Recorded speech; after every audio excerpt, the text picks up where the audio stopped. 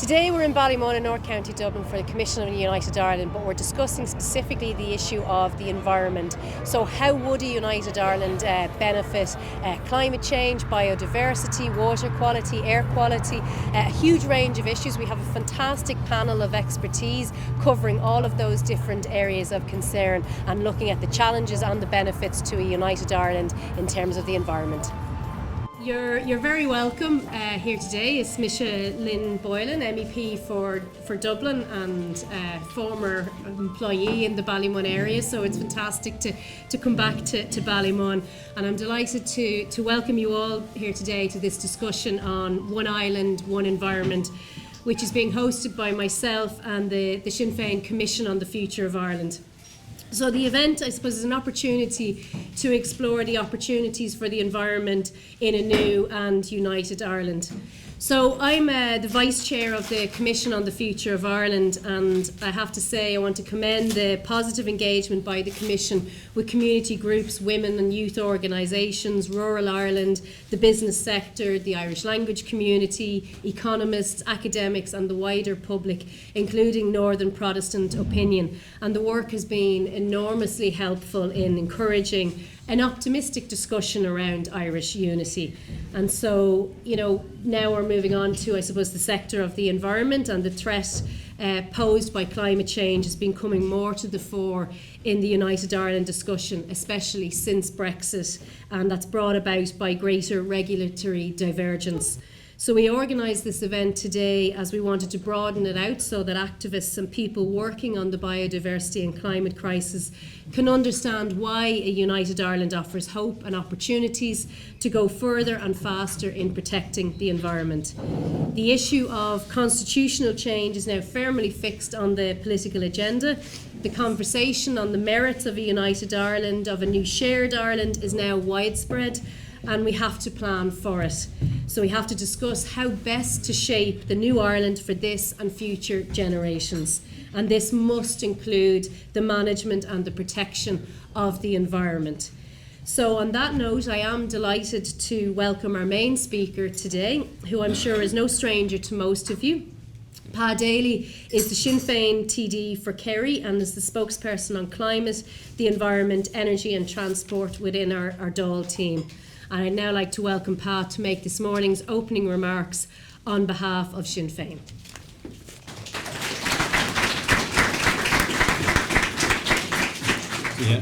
Gormagat, Lynn, and I wouldn't be used to staying up in Dublin on a Thursday night usually, or not since I was in college in DCU around the corner for a few short months before they got rid of me. But I did stay around last night, and I met somebody, and I was telling her what was going on today, and she said, "Give them hope." And I was glad to hear what Lynn was saying, and one of the key word that she mentioned there, I think, was hope, particularly with United Ireland. I'd like to acknowledge all my fellow speakers and to thank Lynn for inviting me here, and all of her team who have arranged to bring this event to fruition. There are vital conversations that we need to have in a practical way for what I feel is inevitable reunification of our country. And amid all the unpredictability and confusion at the moment, there is hope that a united Ireland or reunification will give us a unique opportunity to bring transformative change, because the momentum behind Irish unity is alive and it's growing in the same way that the ecological challenge is alive as well.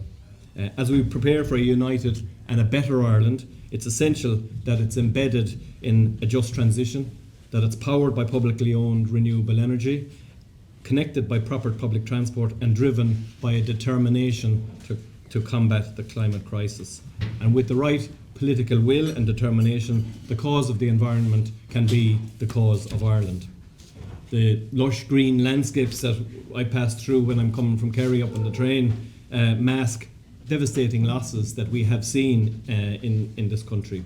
We once had a land of rich Atlantic rainforest and biodiversity, but it now ranks as Ireland now ranks as one of the more ecologically depleted regions in Europe. And at the same time, mainstream environmentalism has become dominated by eco-austerity and by punitive measures, while the corporate balance sheet is shielded and corporate consumption is subsidised.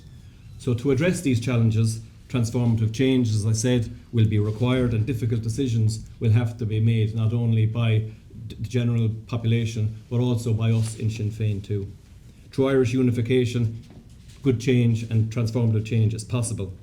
The constitutional debate represents an opportunity to break with the liberal green agenda and to look afresh at legacies of colonialism and neoliberalism as they influence the impending ecological collapse. To reimagine how we might approach some of our economy and society's essential building blocks, such as the ownership, the access and use of our natural resources. We see the catastrophe unfolding in Lough Neagh, which is of course privately owned by the Earl of Shaftesbury, and it highlights the importance of a harmonised approach across this island. Agus mar hampla in ma cúnta féin I géirí, tá star a going mariaular ach faní ná dúrtha, go mór na cearta íoscara a bhí faoin Lord Kenmare. In a move that echoed Trump's recent attempt to rename the Gulf of Mexico, the Earl of Kenmare famously renamed Kenmare Bay as Kenmare River so that he could hoard natural resources for his own private gain. The prospect of Irish unity offers the opportunity to reimagine a constitution to realign our economy, our nature and society. The constitutional right to a healthy environment is increasingly being recognised around the world, and there are just some of the ways that we could deliver real climate justice in a new and united Ireland. With the political will, the reunification of Ireland can catalyse the type of climate and environmental action that will usher in a better quality of life for ordinary people through the development of affordable, reliable public transport that connects villages, towns and cities the length and breadth of the island and not hampered by fictitious borders. We have an opportunity to design a united economy in ways that maximise our natural resources in order to ensure that they are translated into national wealth for all. The proclamation declared the right of the people of Ireland to the ownership of Ireland and the unfettered control of Irish destinies. But to date, the natural resources that transition relies on, such as forestry and energy, have prioritised corporate shareholders rather than ordinary people living here. Consider Quilta's deal with Gresham House just a few years ago, which saw thousands of hectares of forestry transferred to a British investment fund. And this privatised model of forestry, which is subsidised and poorly regulated, has had a devastating impact on many local communities, including in the north of my own constituency, where fishing stocks have been decimated by plantations, which I'd call them rather than forestry. And also, although we're awaiting a report on the very serious flooding which occurred in Listowel at the end of last year, I have no doubt that the privatised forestry had a large contributing factor to the surge of water that came down at one time from the vertical trenching which is engaged by some of the forestry companies. Similarly, Fianna Fáil and Fine Gael's decision to privatise our indigenous energy system saw Irish energy prices go from some of the cheapest in Europe to some of the most expensive. Reunification should go hand in hand with energy independence in a manner to address the deep inequity in the Irish system, which should be based on the best interests of Irish people rather than foreign administrations or corporate developers. I worry about the approach of the current government, which is rushing to open the door to fracked gas, falling over each other to herald local jobs, which experience tell us will be very limited after the construction phase. The government is not speaking about the devastating impact on our environment, on EU fines post-2030, hikes in energy bills, or the inevitable commercial nature of any LNG terminal with no exit strategy. I worry that they are hiding the real intention to appease the Trump administration and their supporters by throwing their weight behind imported LNG and parking the commitment to phase out fossil fuels, but we'll see what happens. The move risks locking Ireland into continued overdependence on expensive, unsustainable and volatile fossil fuels. And ordinary people are already crippled by Ireland's rip-off energy costs, so by continuing to rely on fossil fuels as part of a for-profit nature, continued price hikes are inevitable. And as Irish Republicans, we are obliged to address inequality. Large energy users such as data centres are guzzling huge portions of our energy, and the demand is growing, placing substantial pressure on our grid, so huge upgrades are needed and are needed fast. However, the current model places a disproportionate burden on ordinary workers and households, while data centres get off relatively scot-free. A united Ireland offers new opportunities to correct and reverse a regressive approach to funding our energy transition. Sinn Féin's vision for an energy-dependent and united Ireland is one that is powered by a green revolution in which energy is affordable, sustainable and secure for everyone. 96% of our generational capacity was once publicly owned, and our prices were amongst the lowest in Europe.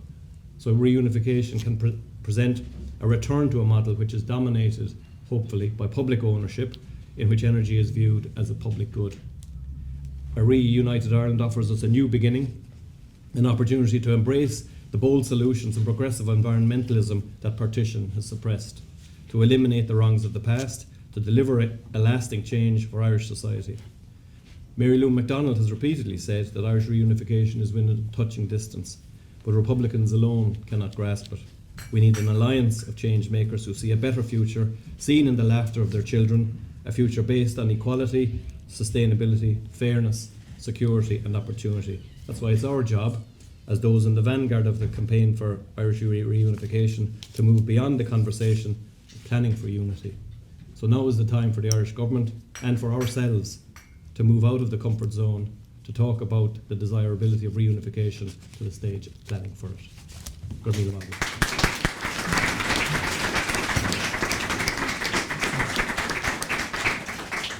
The environment, threats posed by climate crisis and the biodiversity loss that we're seeing across this island are often overlooked in political discussions, but as I understand it, these issues have been repeatedly raised at previous Irish Unity events, and that's why we're here today. So, but it's not just to hear from me. We've got a panel of independent experts. We've got a room full of climate activists, politicians, environmentalists, and we're here to examine how a united Ireland could offer the chance to go further and faster in protecting our environment. As James Connolly once said, and I'm sure everybody in this room has heard this quote a million times, our demands most moderate are, we only want the earth. But many in this room and further afield believe we need to do so much more to protect that earth and give climate and biodiversity loss their due place in widespread discussions about the constitutional question that's now gaining traction across this island about shaping a new shared island. So how we manage, protect and future-proof our lands, waterways, seas, energy systems, industry, agriculture, transport and construction for future generations are all a really vital part of that conversation. And while today's event is being hosted by the Sinn Féin Commission on the Future of Ireland and MEP Lynn Boylan, myself and everybody on the panel are completely independent of the party. This is an interactive meeting, as Lynn said, so while we'll hear briefly from the panellists who are all experts in their field, really want to hear from you on the floor and gather your views. So Justin, if you'd just like to kick off with your 2 minutes. I suppose the perspective we're coming from, and it's interesting we're talking about it in a unity context. Carbon doesn't care what side of the border it's emitted on. Birds, wildlife don't stop at the border. In the electricity sector, where I think we've moved ahead maybe a little bit, the electricity grid is all island, the electricity market is all island. There's no technical reason why the lights on above us, that the electricity of that wasn't generated in a wind farm in Tyrone, or a solar farm in, and there's not many solar farms to be fair in the north, but a solar farm in Wexford. So I think that's one of the things I think that's really important to understand. The electricity grid, the power system is already all island, and we already see benefits from that. I think where we need to be focused on in a couple of places is reinforcing that electricity grid. So one of the challenges we have at the moment, and one of the reasons it may not be a Tyrone wind farm providing the power today, is we're losing about 30 to 40% of the electricity from wind farms in the north that we could be producing because we have to switch them off. And the reason for that is the north-south interconnector, which is a really fundamental reinforcement of the electricity grid. And going back to Pa's point, we need huge upgrades in the electricity grid, north and south, to be able to move the power to where it's needed to get the power from wind farms and solar farms to your homes, to your businesses, to your communities. I think as well we do need to focus on that point that Pa made about energy independence. Ireland spends €1 million an hour importing fossil fuels for energy. That's money that could be in Ireland supporting Irish jobs, supporting Irish communities. We can't be reliant on what are, quite frankly, increasingly doubtful friends for our energy. We need to be trying to get to a point where we can produce our own and where we can try and maximise the benefits for Irish consumers, but also Irish businesses and the Irish state. And I suppose that the last point I'd make in my 2 minutes, we can't lose sight of affordability. Whether you're in Strabane or in Mullingar, the one thing I can say with total certainty is your electricity bill is too high. And I speak representing an organisation which literally produces and sells electricity, and I'm telling you your bills are too high. We're looking at gas prices across Europe for the summer continuing to be high, maybe even increasing, and it's working class families and working class communities that bear the brunt of that. I think one of the things we need to do to challenge that and to try and push back on it, we need more renewables because that pushes expensive gas off the system. We need a stronger grid so that we can actually get that power to where it's needed. But also, I think we need to be looking, and I think this is something that will be happening at an EU level, so no pressure on Lynn for this, but we need to be looking at how we reform the electricity market. Consumers are not getting the full benefit of renewables. They're getting some. Wind and solar farms have probably saved Irish electricity consumers on both sides of the border around 850 million euros since 2000. We could have saved a lot more, but the market isn't designed to enable us to do that. So how do we design an electricity market that ensures everybody here is not just getting clean electricity, not just getting secure Irish generated electricity, but is also getting affordable electricity? Thanks. Declan, do you want to take it away? Yeah. So thanks for the invitation. I'm coming at this from an eco-socialist perspective, and I'll draw attention to the need for an approach which recognises the class influences on this island, north and south. There is a need for a just transition, but that just transition has a number of elements. One is the class-based element, the other is the ecological approach. And I would say that in a new Ireland, it's not just a case of 26 plus 6. We really have to think of bioregionalism. We have to think of localism and internationalism. And I think whenever we look at a new constitution, we need to look at the way in which the constitution is currently drafted on outdated notions of property rights, and we need a new constitution. And that constitution, I would say, should be founded on the idea of the rights of nature, the rights of citizens and non-residents. And I see a United Ireland based on pluriversalism, on welcoming refugees, on welcoming the way in which we can bring forth a new consciousness to our way of relating to the land. But I say new, but it's actually old. We hark back to our mythology, but that mythology is real. It tells a different story, and I'm advocating for a different story to this island and the surrounding islands and smaller islands, which I would like to see us think about as a way of recognising small island states around the world. And I would invite a new Ireland to be a sanctuary island, to welcome, to get ahead of the climate migration crisis and say, we welcome those from outside the country who are being deluged by this capitalist neoliberal outlook that we've been misguided by our previous generations. So, I mean, there's plenty of ideas that I've got, plenty of ways of thinking. I thank Lynn for her support on the rights of nature issue, which emerged from the Citizens' Assembly on biodiversity loss, and we know this is a form of Citizens' Assembly, and I'm happy to elaborate on the ideas, particularly pluriversalism, and I would draw attention to the plurinational Republic of Bolivia as a potential model for the future reconciliation of our peoples and our reconciliation with nature. Some really interesting ideas there, Declan. Thank you. Attracta? Tom an brodul agus buchas as an chapter chun leabhart an seo faoi cóhéal agus pobl in Uile na hÉireann. I am immensely grateful and very proud to be here today to talk and engage in a discussion about our environment and people and the island of Ireland. I should make clear at the outset that when I speak about legal matters, I'll be wearing my sort of official Environmental Law Ireland hat and EEB hats. but invariably I'll stray, and I will be speaking in a personal capacity at times, particularly when I talk about sort of broader policy and maybe more general topics. But I really welcome the comments made by Lynn and Pa in their opening remarks and by previous speakers about this being about a reimagining of a better Ireland. And I think that's absolutely crucial in all of our discussions and all of our outreach around this. This is not about subsuming one entity into another.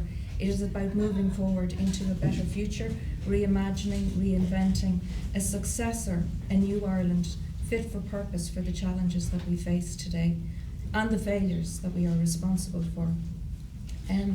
I really like that phrase about progressive environmentalism, but I think we need to be very real. We have a road to travel, particularly in relation to confidence building, and there are no better people capable of doing that, given that you just think we're just less than a week away from the 10th of April, another anniversary of that incredible moment in 1998 of the Good Friday Belfast Agreement. I mean, that at times seemed unimaginable, but we can move forward to a totally new, reimagined future together. We have the skills and we have the experience, and let's leverage that, and let's learn from the consensus building, the trust, the mutual respect that we need in order to have that level of engagement. But it will be a journey. There is a lot of distrust in relation to issues on both sides of the border in relation to how the environment, on which we all ultimately depend, has been treated, both in terms of legislation and implementation and failures. There have been real difficulties consequent on partition, and there have been real difficulties which have arisen consequent on Brexit. But we also stand in a world which has changed beyond our imaginings, particularly in the last year, with geopolitical developments, major instabilities, and unimaginable drivers towards negating climate change, tariffs, you name it. I mean, I could go on all day. But we, in dealing with all of these issues, know better than anybody else that our security ultimately relies, each of us as we go about our daily lives, relies on peace.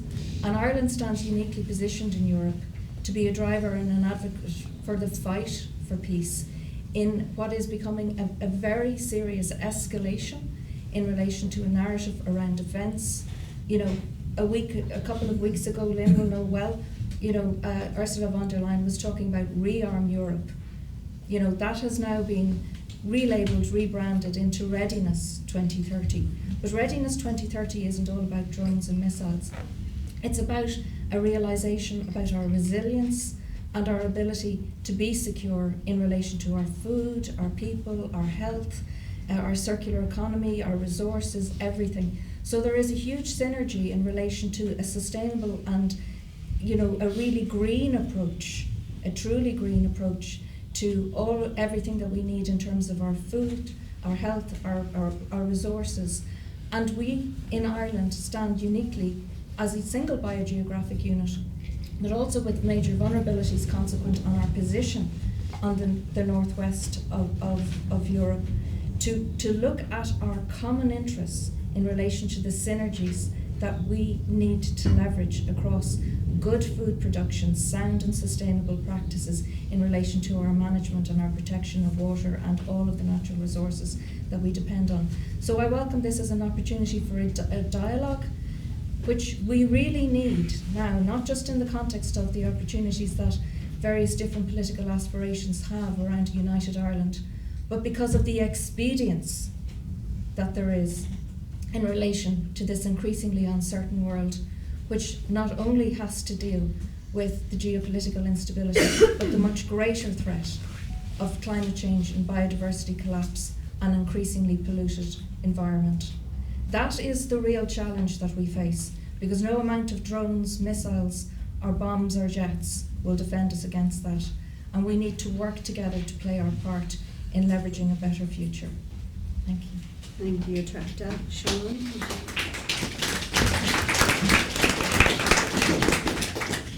Yeah, thank you, and thank you for the invitation to be part of this panel today. We can already see the sort of quality of contributions. As Shauna pointed out, I'm coming at this from an ecological economics point of view, so I'll try not to bore the arses, which is difficult. They call it the dismal science for a reason. So yeah, I mean, what is an ecological economist? I think it's a field of economics that understands what the economy actually is. This isn't just an exchange of goods and services represented by money in the economy. Under every single point of exchange or consumption or production in the economy, there is a social interaction, okay, between people, and there's also an exchange of energy and matter. And on that last point, the global economy and the Irish economy has completely burst through its planetary boundaries. We produce and consume enough in the global north, maybe 4 or 5 times the ability of the earth to be able to produce the resources that we need and the ability to absorb the waste that our economy produces. So what does this have to do with Irish unity? So at the global level, this is the driver of ecological crisis fundamentally, okay?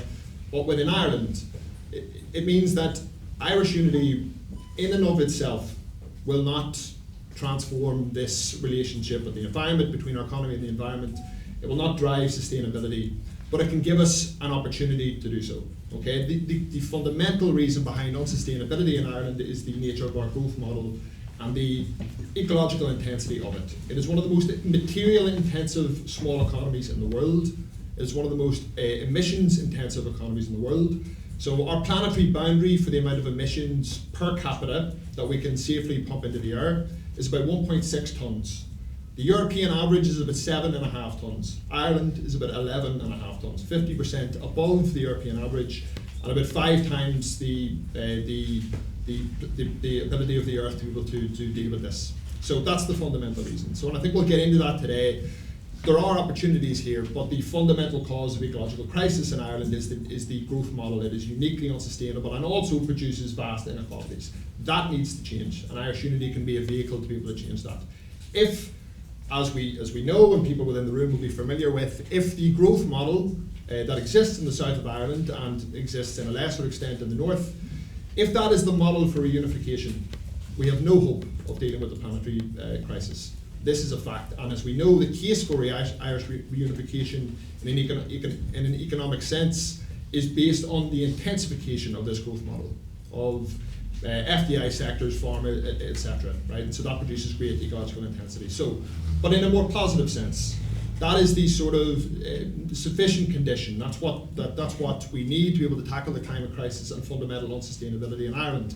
But for a quarter of this island, in the north, right down from the border, from Armagh, I think it's taken for granted in the global north that, and especially in radical sort of circles that people here be familiar with within the sort of climate scene, that all of the powers exist within countries to be able to deal with the climate crisis and the radical policy that we need, right? Universal basic services, a mass investment in public transit, or a mass expansion in renewable energy, for example.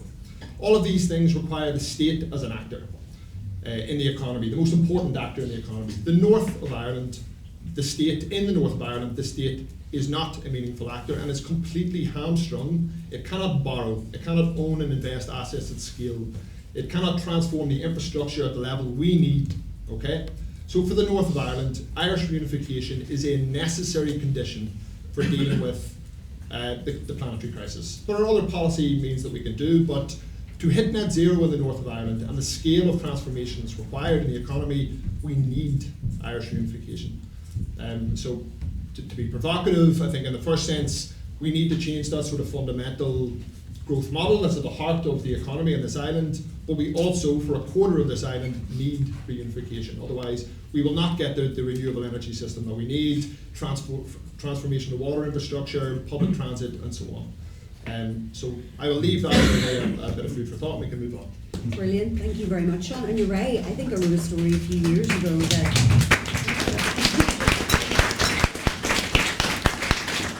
if everyone lived like we do on this island, we'd need something like 6 planets. Yeah. It's kind of bonkers when you think about it in those terms. But a really easy question to kick off with. How could unity benefit the environment across this island? Not complex at all. Who wants to go first? Justin? Martin? You want to start here again? Since you've just talked yourself up. Yeah. I think starting off before we get to unity, and I think is more about greater alignment. If you look at what we have, talking particularly about the electricity sector where I'm focused at the minute, we have an 80% renewable electricity target by 2030. Now that's on both sides of the border. So there's a target like that in the north, there's a target like that in the south. Now, this is probably not a newsflash to anyone, we're not going to hit those targets, just in case anyone thought we were. And I think we saw the decision recently to postpone delivery of the north-south interconnector. Just that one decision means you can't hit 80%. There's no model of getting to 80% without just that single piece of infrastructure working. But I think what we don't have, and we need to get this on both sides of the border, is 80% fine, but 80% is a stepping stone to 100. It's a net zero carbon electricity system.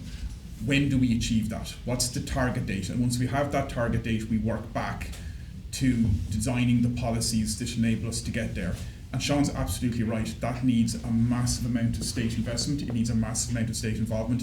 And I'm talking about what, comparatively speaking, is the easy bit, which is decarbonising electricity. Once you've decarbonised electricity, you need to electrify public transport. You need to really support active travel initiatives. The solution isn't EVs. The solution is a bus. If you can't get a bus, the solution is active travel. If you have to have a personal vehicle, okay, that needs to be electric, but let's try and not get there first.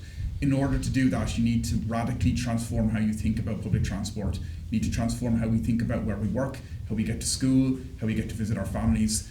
That can't be done by private sector companies. And I represent private and public sector companies. There is a role for private investment in doing that. But we need that to be driven by a state strategy that says this is what we want to do, this is how we're going to achieve it. And also, as central as decarbonisation is, it has to be done sustainably. You can't, as much as I want to build wind farms, you can't just stick a wind farm anywhere. You can only put them in certain places. You need the same for solar farms. You need to build sustainably, and you need to build affordably, because someone is eventually going to pay this. Now, one of the things that Lynn, and I think to your credit, has identified is that certainly in areas like network costs, it's not necessarily the consumer that is getting the best deal out of that, and I think that's something we need to be looking at. But the role for the state in driving that forward is critical, and we need to be doing it on the same on both sides of the border. And the more we do that, the more we integrate, the more we drive towards unity. Because as an electricity unit, we're already United Ireland. It's an all-Ireland electricity market. We trade with the British, and that's what we need to be moving towards on a much wider scale than that. And just for everybody here, why has the North-South interconnector been delayed, and why is it so vital? It's basically the building blocks of what we need for the future, isn't it? It's the new spine of the electricity system. So for those who aren't familiar with it, it's a power line which would be going from roughly the south end of Meath to the east part of Tyrone. And the reason we need it is we have wind energy in the north, which cannot get down to where it's needed in Dublin or in Galway or in Cork. But also at times when the electricity grid in the north might be tight, we can't get power up there. So we need additional capacity to move power back and forwards across the line. We've been trying to build that single interconnector for about 20 years. And I think that goes back to another point and touches on something that Sean mentioned. When you're talking about infrastructure, you're talking about a decades-long process. And the only people who can really drive that sensibly is the state, to have a key role in doing that, because it's going to be the state that designs that electricity grid, that delivers it.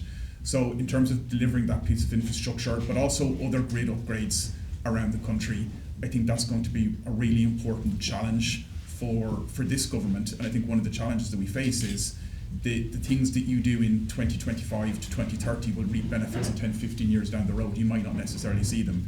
We're going to be connecting an electricity interconnector to France soon, and one of the benefits of that is will help push down electricity prices because we'll be able to access cheaper power from France. If that goes operational in 2027, that will have taken 15 years to deliver, and that will be considered quite quick, actually. So that's why you need that long-term strategic planning and strategic thinking. The absolutely private sector and the expertise of the private sector can help do that, but it needs to be driven by the state. Mm-hmm. And you need that grid for building new homes. You absolutely need that grid for building new homes, for building new industries, for having the opportunity, I think, as well, to have cheaper electricity bills and to enable communities to be part of a just transition. Mm-hmm. You know, we were saying in our industry, that there's no transition without transmission, but there's no just transition without transmission either. Brilliant.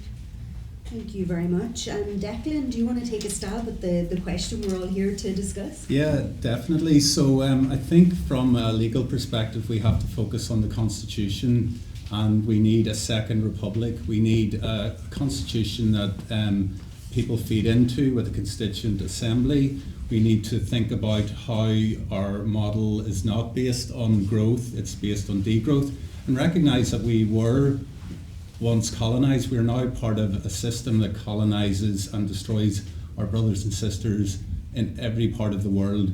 Pakistan, a third of the country was underwater.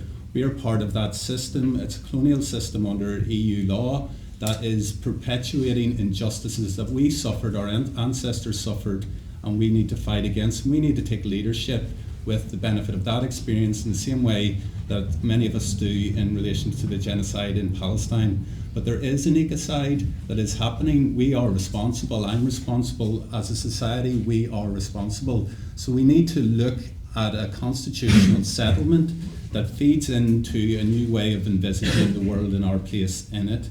And for me, there's good examples in the world. There's the Zapatistas in Mexico. There's the Syrians and Kurds in Rojava. And they have imagined different worlds, as have the Bolivians with their vision of a plurinational republic. And the idea behind a plurinational republic is to bring in different worldviews, the worldviews of indigenous peoples, the colonizers, and the way in which there's variety of different ethnicities in Bolivia. In Ireland, if we've got, it's said about 20% of our population that come from outside of the island, we need to take them into account in the shaping of the new constitutional structures, because the Constitution was promulgated without the sanctioning of the British. We need to think beyond the EU. We need to think beyond the UN. We need to carve out our place in the way in which we can be leaders. And there's a lot of goodwill towards Irish people. The Irish diaspora has an outside soft power and can be influential. So I think whenever you talk about unity, you talk about principle, and principle is formed through the Constitution, which is the most fundamental part of our lives. Economics plays a part, but constitutional principle can rein in the economy, notwithstanding the headwinds of global economics. But I believe in the sort of the history, the mythology of the Irish people, and I think we can lead the world in a new approach of looking at the environment, and I think we have to think on those levels. Thank you very much. Tracta, would love to hear your legal view on this as well, please. Maybe a little bit controversially, I'm going to say I don't think it's a silver bullet. And I think we need to be realistic about that. And I think what's going to be really important is the journey and the change that's going to happen among us in realising that there are different priorities that we want to focus on, that we need to focus on, and that we can do that better together. And it's through that realisation and through that focus and that process that I think the environment is actually ultimately going to win. I can remember one of the most surreal moments I ever had in my whole advocacy life, which is quite lengthy at this stage. And it was sitting in Stormont in the members' bar after sort of the formal presentations and discussions that we had around a really special little place just down the road from here that very few people know about, the Liffey Valley. And I'm not talking about the shopping centre. I'm talking about the valley of the River Liffey. One of the most beautiful natural river valleys that we have left in Ireland, 20 minutes from the quay, and you are in a special amenity area, the first in the history of the state, because it is so beautiful and unspoiled. Of course, it's been polluted with sewage and all sorts of horrible things, but it's a remarkable and really beautiful resource. And a delegation of us went up to Stormont to talk about River Valley Parks in Northern Ireland and to learn from the experience there. And I ended up sitting down with Jerry Adams to my right and Lord Reg MP to my left. And it was the most surreal moment, compounded by the fact it was the 5th of May, Bobby Sands' anniversary. I never thought such a moment could happen. And yet, people were reaching for serviettes to scribble and talk about the environment.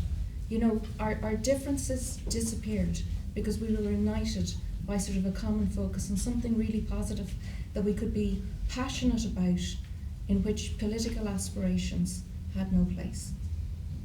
You know, there was a real just common interest. And in that space, I think there is an incredible opportunity for there to be space to focus on the environment. Now, don't get me wrong, I'm not talking, I will never concede that the environment is a luxury, but it has been treated as a poor relation, invariably because of the difficulties that we have faced on this island. And in that, there have been people who have leveraged the opportunities to pollute, to destruct, to do terrible things to the environment on both sides of the borders, and not to properly manage transboundary consultations, not to manage and properly police, you know, movements of waste across the borders, which, you know, create a whole pile of issues of invasive alien species, pollution, you name it.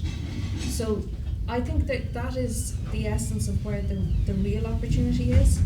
And it's not that it's a luxury, but it's us all focusing on what our common interest is in relation to the air that we breathe, the water that we need to drink, and to provide a framework, basically, whereby we see it as our common interest not to be poisoning the other's territory, and to be looking at this as common resources, common river basin that we need to manage in our common interest. So it's, I think, and going back to my earlier remarks, there's an awful lot of confidence building to be done, because if you ask me which jurisdiction would I like to be in respect of if I was speaking as an ENGO for the environment, I'd be hard pressed to choose, because there are vultures on both sides of the border. I'm sorry for any offence caused, but I'm here to speak, you know, frankly. There are real problems on both sides of the border. There are real failures, there are real exploitations, and the direction of travel, particularly down south, has been really problematic.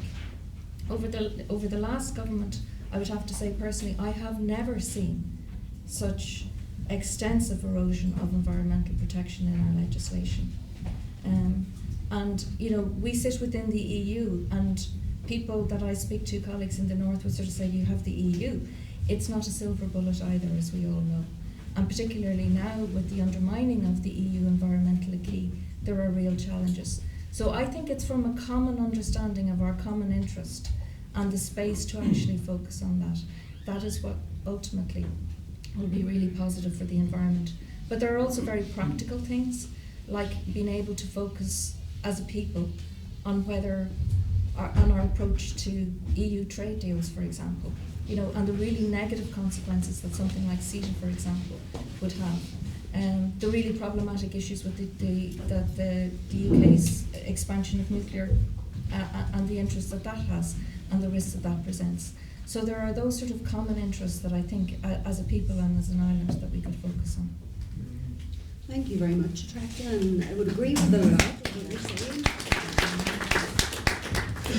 I mean, rivers don't see boundaries, fish don't see boundaries, and we hear this said often when there's like major pollution incidents. We also saw transboundary issues upend the recent gold mine inquiry, because the government at Stormont decided not to alert the government in the south.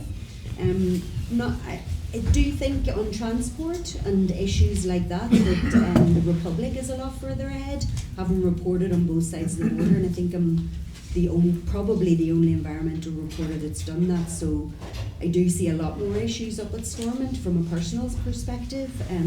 But you're right, we are seeing those rules degraded, and in some instances, you know, the government in the south are not listening to what Europe's telling them. So really, really great points. But if I could just add one point, sorry that I forgot, and forgive me, Lynn will be giving out to me.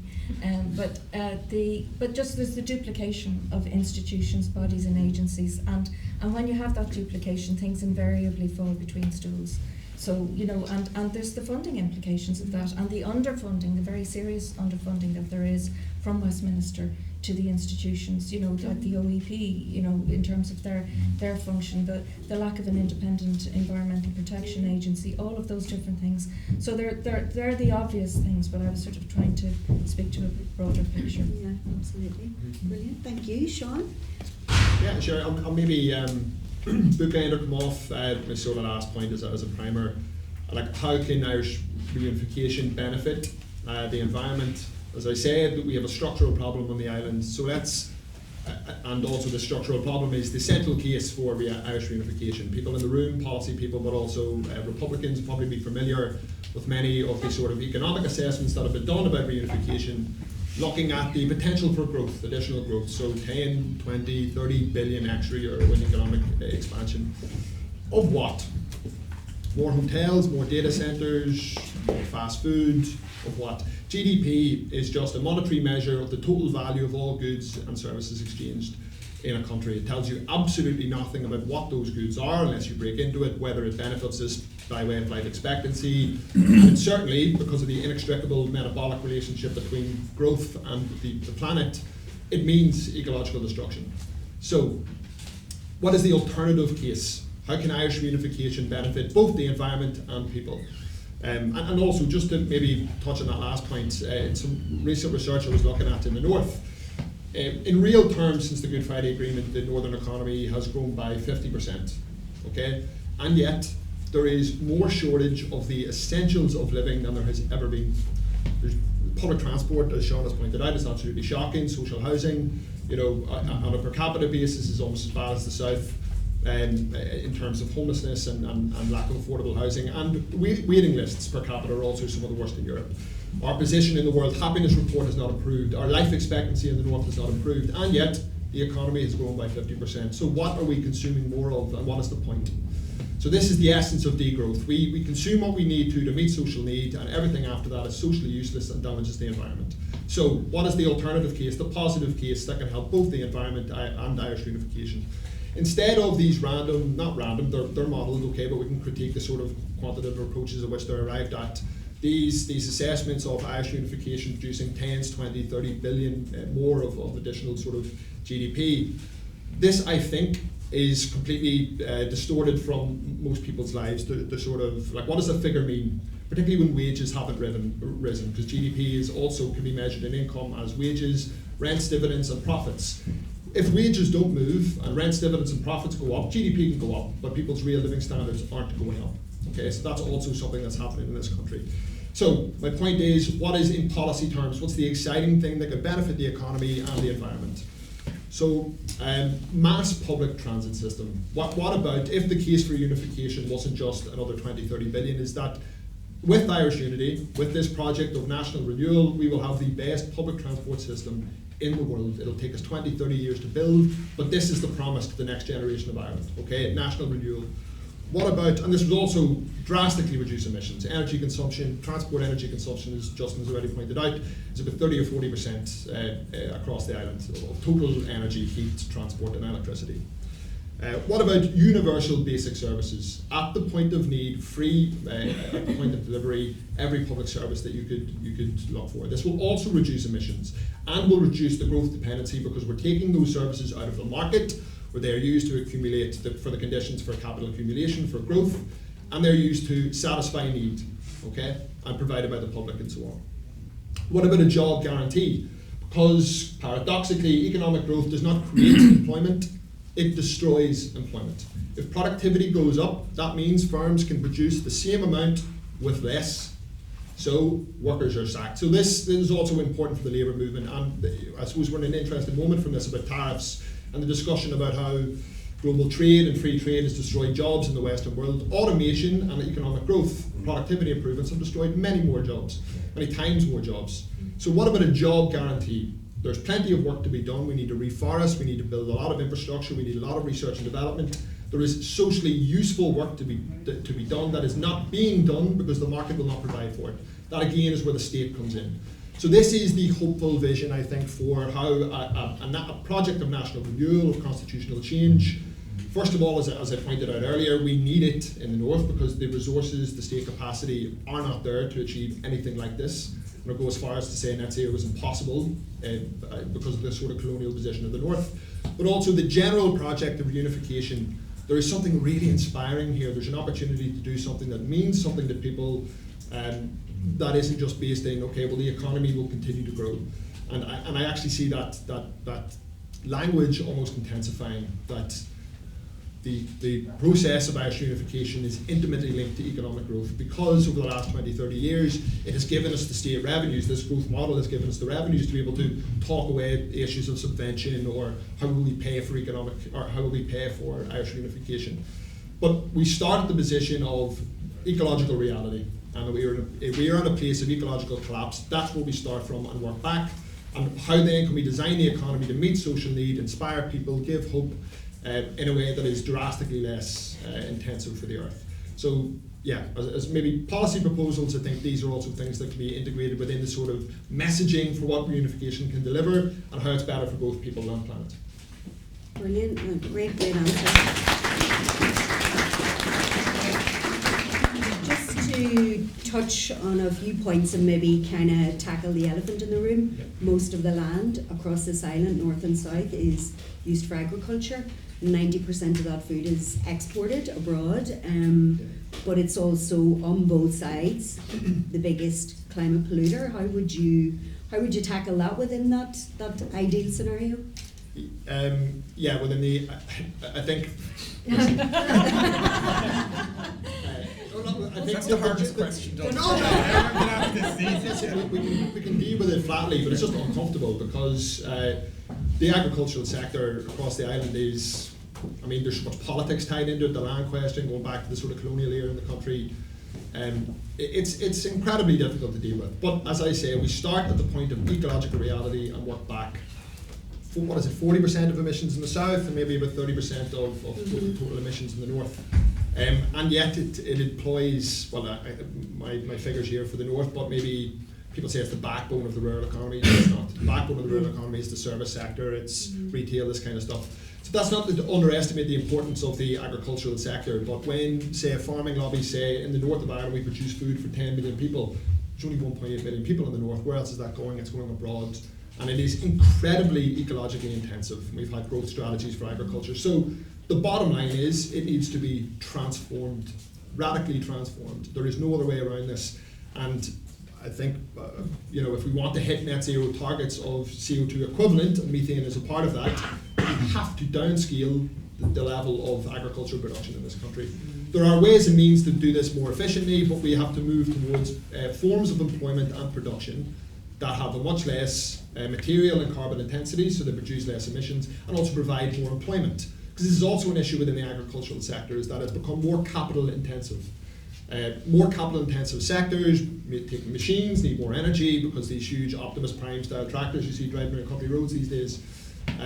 This is how you increase production to create economic growth within the sector, but it also does away with employment, the need for employment, as I said before, because machines can do more of that sort of labour.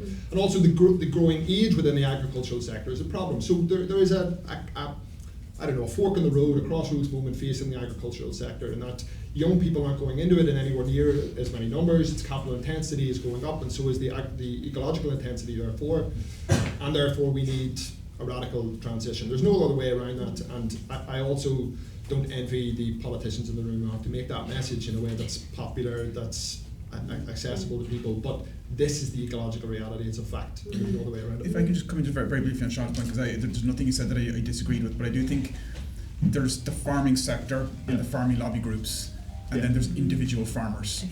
And I think one of the things that we find that's really interesting when we're talking to individual farmers, often landowners who are receiving payments for having wind turbines on their land, they're also really interested in talking about other opportunities in the sector. So we've a couple of different projects around the country where we're paying farmers not to farm that land, to allow that land just to heal, frankly. And farmers are really interested in that. You farmers are interested in forestry opportunities that are real forestry opportunities, where you're not just growing something that's commercial sitka and for going to be exported, but that is actually giving them an opportunity to use their land in an environmentally sustainable way. Everyone here at the panel knows the first people who recognise the changing climate is the person whose livelihood depends on the climate, and that's our farmers. So, and I think one of the challenges is that I know this is being broadcast, so at the risk of the IFA coming looking for me, I think there's They will. they will.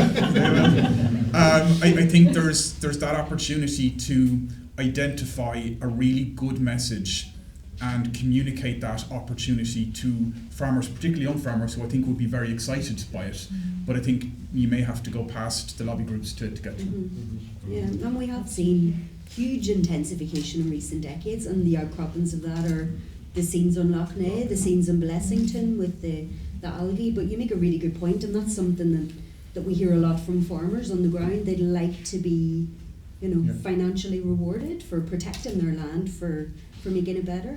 Yeah, that's a really good point. I'd love to open it to the floor on this issue because, anybody, any comments? Yes?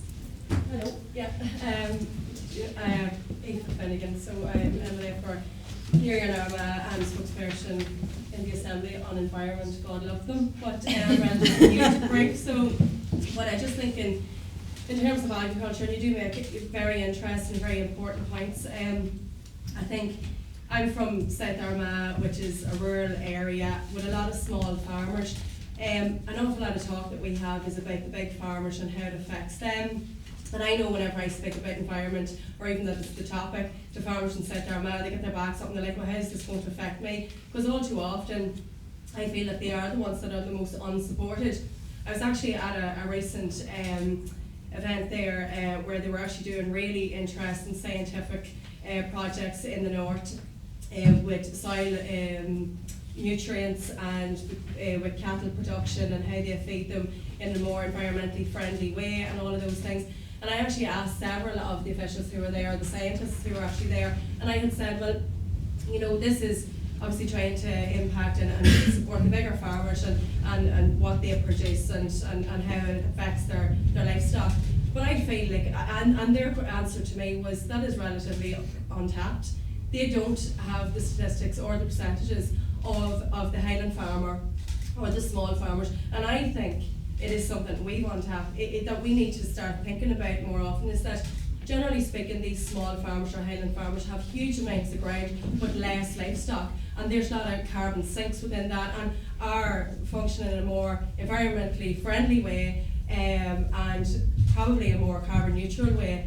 And I'm just wondering, how can we take the burden of those farmers and actually support them more because of that, rather than always focusing on how we can cut farmers and feeling unsupported.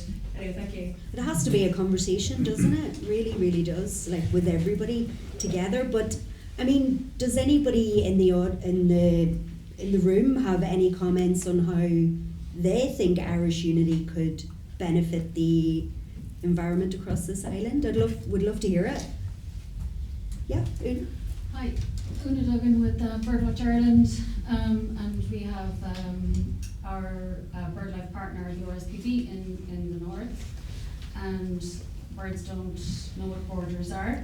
So we have Hen Harrier, SPA, right straddling the border in Monaghan, and we have Brent geese that often stop in Strangford Lough before they come down further south. So and that's just a couple of examples of really important species, migratory species that are protected, that really would need to have strong policies. But to be honest, I haven't seen any convincing policies on biodiversity that would make me think that unity would make anything better for Ireland's birds and biodiversity. Is that my phone? It is. I hit something in my pocket. Apologies. So yeah, I'm waiting to hear. We can input. We provided letters to all the political parties before the last general election about our goals, what we as Birdwatch Ireland, a science-based organisation, doing the monitoring, having the data, what birds need and the habitats they need, and how we can find solutions. But there's no convincing policies in the political parties towards how we would make that better. As particularly the Irish Unity part doesn't really come into it yet if we don't have convincing policies already. So to me, we have to have convincing policies that people can get behind. Otherwise, is this tacking Irish unity onto the environment? I'm not quite sure where that sits. Or could it be a vehicle It could in be a which vehicle, we bring absolutely. one thing I would see a lot in the climate activist and environmental sectors, you get people from all walks of life, Absolutely, all age you groups, do. all backgrounds, and they all come together It in is this a one. leveler. Yeah, It it is a really, leveler. really is, and I wonder if that should be part of the conversation. It is a leveler, but we need to start seeing some policies that are ambitious. Mhm. Thank you very much, Sheila. Anyone else? Yes? Okay. Yeah, especially here in Tralee, you heard of technology Bulgarian, Sinn Féin, yes, well. My question really, or my point is, well, Irish unity, focus on Irish unity. Will that solve the problem with the north-south interconnector? Because I know that we're probably going to have an interconnector from France quicker than we're going to have it north-south. For some reason, that north-south thing has been, interconnector question has been rumbling on for years now. So I was interested to hear it mentioned today. I don't know why you actually said what the problem was or when you hope to have that resolved. And secondly then, the interconnector would be used to transport energy north-south. You mentioned the wind farms. And I have to say, coming from South Down, which is a designated area of standing natural beauty, I have to say, I have a bit of concern about the wind farms. I see them dotted all over South Down, single wind farms, these windmill things, blocking the landscape in my opinion. And I'm wondering what the long-term strategy is for the location and the whereabouts of, we're going to need more of them, and where, or is there an Ireland policy about where they should be located? Should they be along the coast, should they be in the mountains, or would you be encouraging these a continuation of these single turbines erected on all the farms when I take the countryside? Because I know where I live, they're absolutely blotting the landscape from what I can see. And I don't know how you get around that, because I know we're going to be dependent on wind energy. But I just would like to know your thoughts on the location. Is there any better way of locating? So there's a couple of questions there. Sounds like a Justin one, that. It's clearly for Sean. So to take the second question first, I'll be honest, yeah, I'll have to plead ignorance a little bit on some of the planning issues in the north, because it's a different model of wind farm development. So in the north you have a lot of, as you said, single turbines. That's really, really rare in the south. In the south you have, multiple turbines, wind farms, certain locations, specific locations. I'm not sure whether it was a British decision or a Stormont decision, but the model in the north is much more single turbines. I think that's not the model we have down here, and I'm glad we don't have that model. Is probably the best way. Well, the planning situation in the north is now council based. Okay. And the plan decisions are made at council level. I don't know whether that's the overall strategic planning decisions. They would be made at the headquarters. But I'm unaware that there was a difference in the. The single turbines would be very rare down here. I think in an Irish context, and I think one of the things again we need to be thinking about is trying to be all Ireland in our thinking. So one of the things the Irish government is going to be publishing soon is a national planning framework. Now it's called national, but it applies to the south. And what that is going to do is allocate targets for renewable energy to specific county councils, and then the county councils will have to find those locations. So that's a national strategic approach, which I'm not saying should be 100% replicated in the north, but there is an advantage to that model, to being able to say, okay, this is how much we want to build.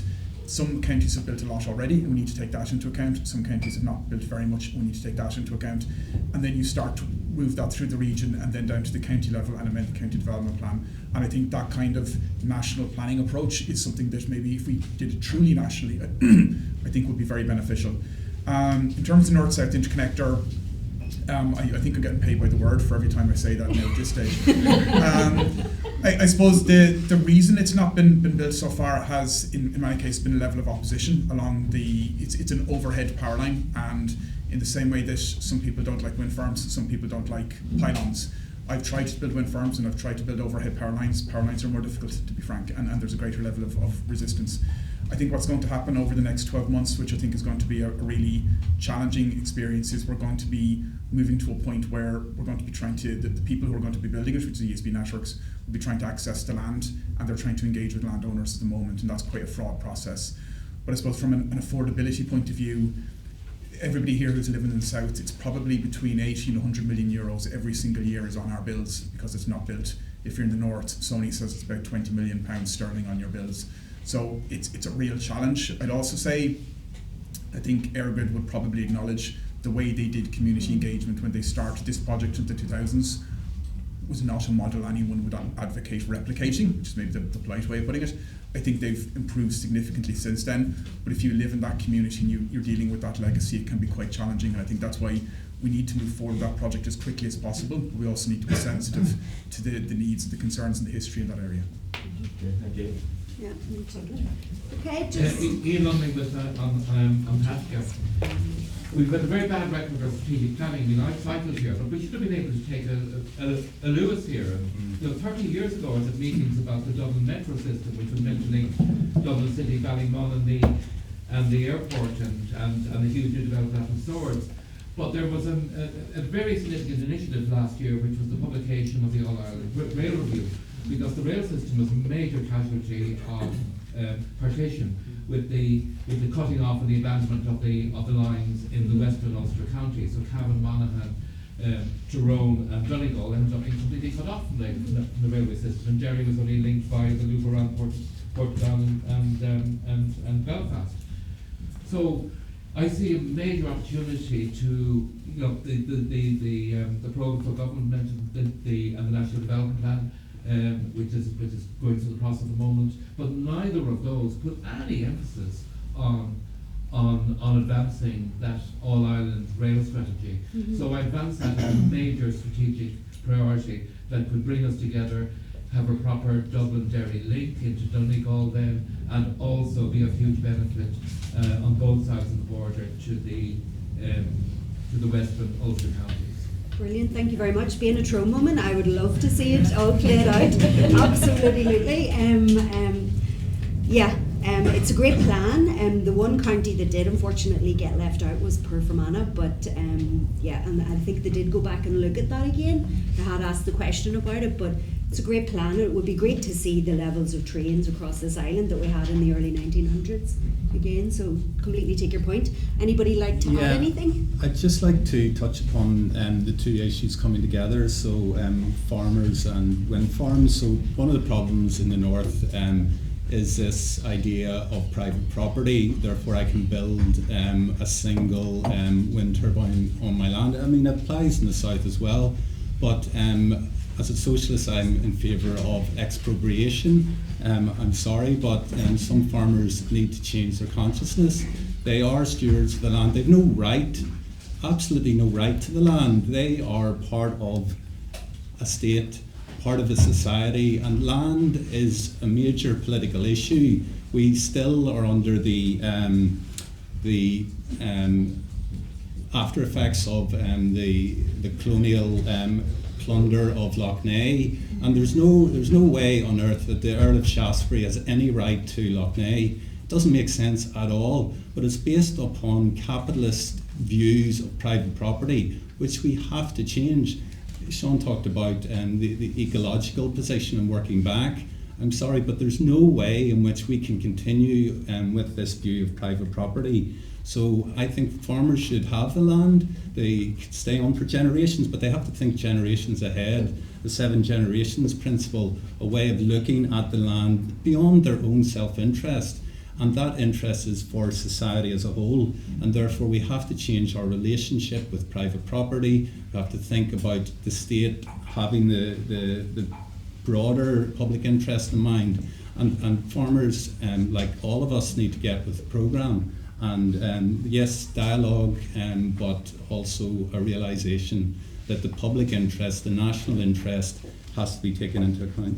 So you'd like to see us go back to like a common land sort of a setup, where it was in the 1600s, something?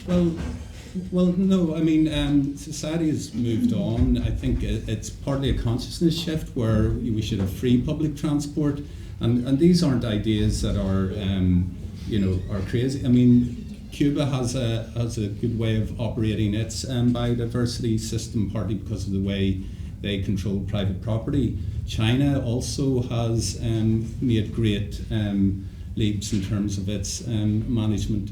Now, I'm not in favour of the Cuban regime or the imperialist Chinese regime, but we can and should think differently. Cuba's an island apart from the occupation of Guantanamo Bay. We can and should think differently because the technocratic policy solutions are not sufficient. And I agree with Sean's approach. We need to look at that. And I'm sorry, but we need to look at the way in which we view private property, and it has to change. Thank you very much. Okay. No, go ahead. Just to pick up on, I suppose, a couple of the points, and just to go back to what I was saying earlier about confidence building, and to draw on Una's points around show me.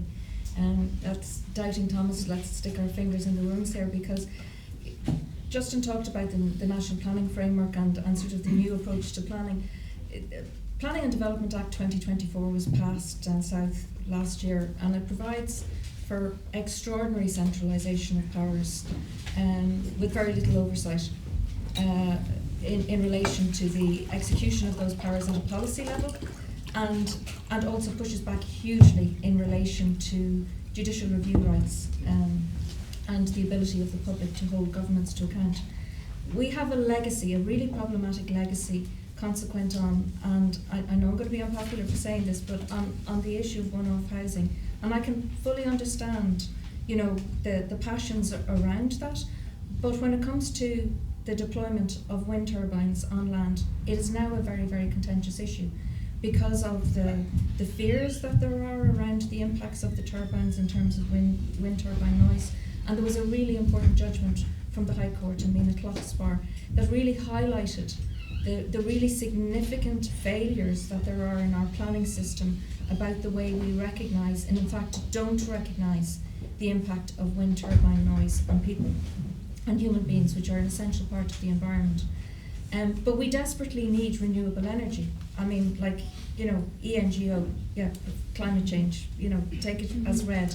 We need renewable energy. And there is huge potential for us to look offshore. But there is a real danger. We have, the real map of Ireland. Everybody thinks when I'm talking to my European colleagues, we're small fry. We're a small country on the northwest of Europe. We're not. We're actually one of the biggest countries in Europe when you put our marine territory in play. And because of that vast continental shelf, particularly to the west, we have extraordinary potential. But we risk killing the goose that laid the golden egg in relation to the real climate change management potential of our oceans and our atmospheric regulation. If each of you was to stop breathing for a second while I speak and just focus on the fact that whales transfer nutrients from the bottom of the sea to the surface of the ocean when they come up to poo, to defecate. And in that they release nutrients which facilitates phytoplankton blooms, which in a complex cycle basically facilitates the oxygen that you're now interested in breathing. You can breathe now. So we hugely rely on whales, and our waters are incredibly important for whales. Yet we have a woeful record of fast-tracking planning legislation and the now Renewable Energy Directive regulations just hot to trot in terms of them being deployed. And yet where is our legislation in relation to marine protected areas?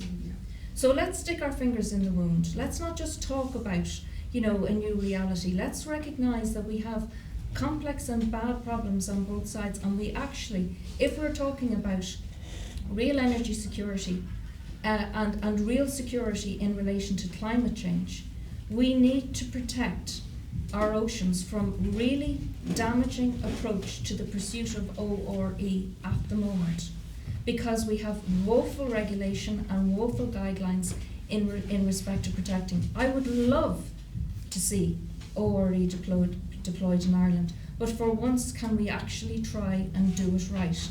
And can we make sure that we protect our marine space? Because noise, not just birds, doesn't know borders. So when you do seismic surveying for offshore renewable energy, you risk killing or fatally damaging key species like whales, which are the shepherds of our ocean. Not only do they provide that important nutrient cycle, but also, they embody huge volumes of sequestered carbon in their bodies. They are a really important engine and keystone species. But also seismic surveying kills krill for an unquantified number of kilometres. And krill are a feeding building block within our oceans. So what we need to do is actually make sure we don't just rush in one direction, which seems like an easy and quick solution without thinking about the consequences. So we need an awful lot of confidence building. We need to understand that there are great opportunities here, but we actually need to make sure that financial interests and vested interest don't just jump on this bandwagon with a view to exploiting it in the same way as they've exploited every other natural resource on this planet, and that we actually guard our own interests in this. And that's where our common interests on this island, because what happens in the north under one jurisdiction, that noise travels, that seismic surveying travels. What happens in the south in relation to what we do in our waters will have impacts north. And that's why we have a common interest in actually managing this single biogeographic unit and the common waters that surround us. In the interest of fairness, Justin wanted, I think, to just mention something about the krill quickly. Then we'll go to Sean. I appreciate there's a then couple I'm other going people to coming take in. this gentleman down here, and there was a lady over here, and then we need to move on to the next question. But I will get to everybody because we're going to get stuck on question one otherwise. Yeah, I mean, I'm not going to seize the meeting and talk about krill for too long. I suppose the 2 points I would make is, in terms of the development of offshore wind energy, we can say a lot of things about it. I don't think we can say that it's been fast or rushed. We built our first wind farm in 2003. Yeah. The legislation, I'll agree that there's a lot. I think the government is planning to look at the Maritime Area Planning Act and do legislative reform this year. So I think that might be something maybe we could try and align on. I think in the seismic surveys, I think one point that's really important to get across is there are seismic surveys done for fossil fuels, for oil and gas, and there are seismic surveys for ORE. We don't need to know what's happening 200 metres under the ground. Oil and gas people do, and that's why they use much more intensive seismic equipment. The equipment you use for ORE, you don't need equipment as heavy or as noisy or as impactful as that. You still do need to use it sensitively, and the Tractor's absolutely right to identify it as an issue, but there's a very big difference between the seismic surveys you carry out for gas generation, which you shouldn't be doing anyway, frankly, and the seismic surveys you do for ORE. So we need to have regulations, follow the regulations, and stop taking an Usher, it'll be grand approach. Yeah. We're We're way past Usher, it'll be grand, definitely. Okay, brilliant. Sean, just quickly. It was just to bounce off Declan's point and to make a quick point again of this sort of reconciliation about economic necessity, what we need to live and live well, and also meet our planetary boundaries. And I think there's two parts of this. It is public abundance and private sufficiency. And the property rights question that Declan was talking about falls right into that. This idea of public abundance, giving everyone, and also I suppose the point I'm making is commonly owned. So social housing, mass public transit, community-owned energy infrastructure, these things take it out of the market, out of the commodified sphere, can take away the growth dependency. And it's also, because of the economies of scale, it's much more efficient both from a monetary perspective and also an ecological perspective. But also then private sufficiency. When this stuff is provided by the state, the essentials of a good life, so transport, nutrition, sanitation and so on, not only does it have the environment, but it lessens the burden on households to have to do this. And some modelling I was looking at recently, and the policy people in the room might the minimum essential standard of living from the Vincentian Partnership, which I think is used in the sort of production of living wage estimates, this kind of stuff. In input output modelling I was looking at, if every household in the island lived at the minimum essential standard of living, which isn't pre-modern conditions of poverty, right? You can look at the sort of commodities that they have in this. It's down to shower curtains, light bulbs, games for your kids, this kind of stuff, right? It's a global north standard of living. The material consumption of the Irish economy would drop by 30% and emissions would drop by 25%. Now you're asking a lot to be able to say that everyone lives at this standard, but in a more equal society, this is a huge, huge gain. Sufficiency at the household level and public abundance to be able to meet the shortfall for anything else. And this is the sort of transition. This is what I mean about degrowth, the essential things that are provided for, and we consume less otherwise, because additional consumption beyond that actually harms us, our health and our well-being and so on.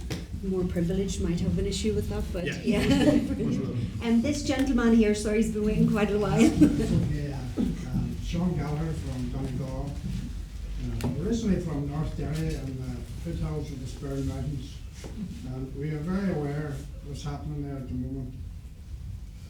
Multinational company are talking coming in and basically making Swiss cheese out of the Spurn Mountains, which are an area of natural beauty. First of all, I should have said that I'm here on behalf of the Friends of the Irish Environment, and I've been now living in Donegal. I've been involved in local environmental issues there.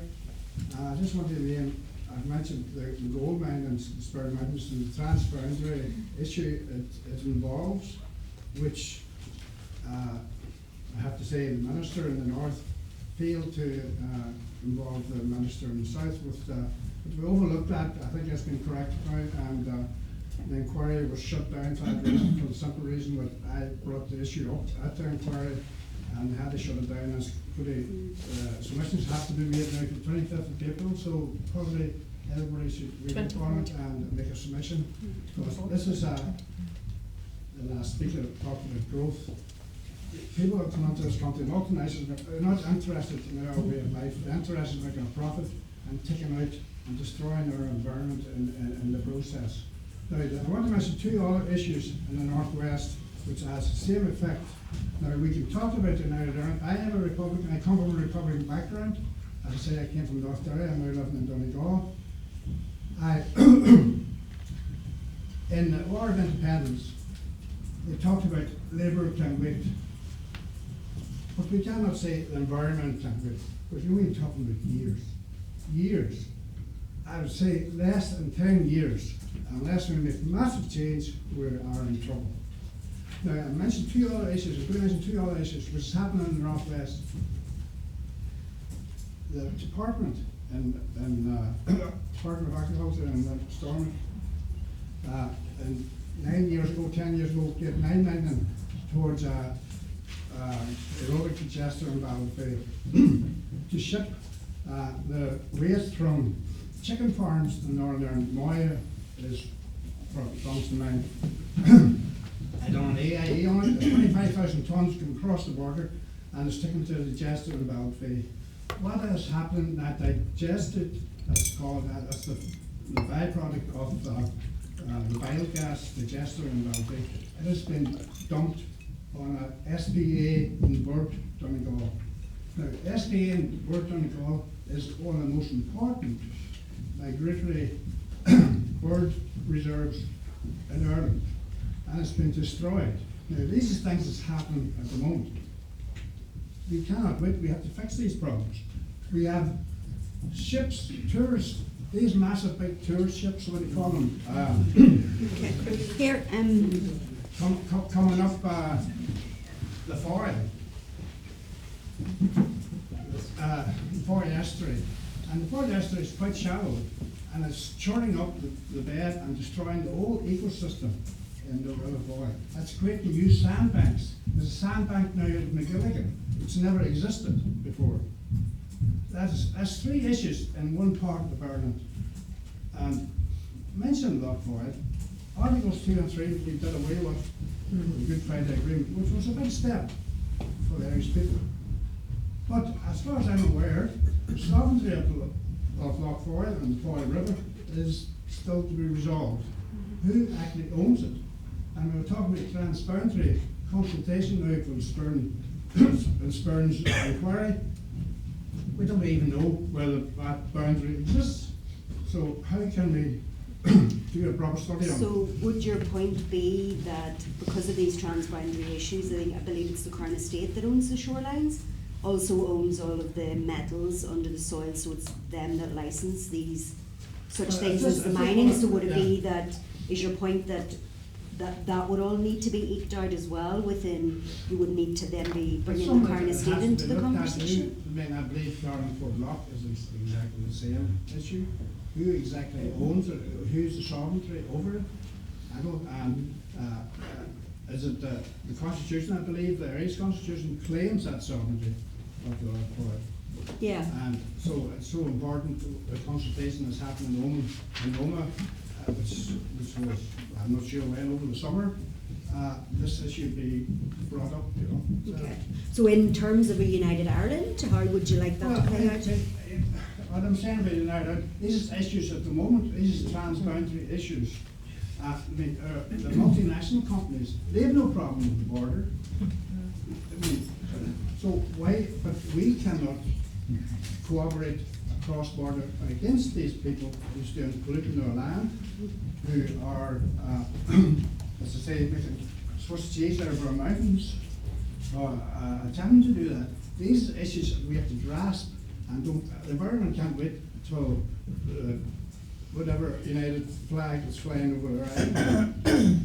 That's the point I'm making. Thank you very much. And there was a lady over here who, yes, in the, yeah.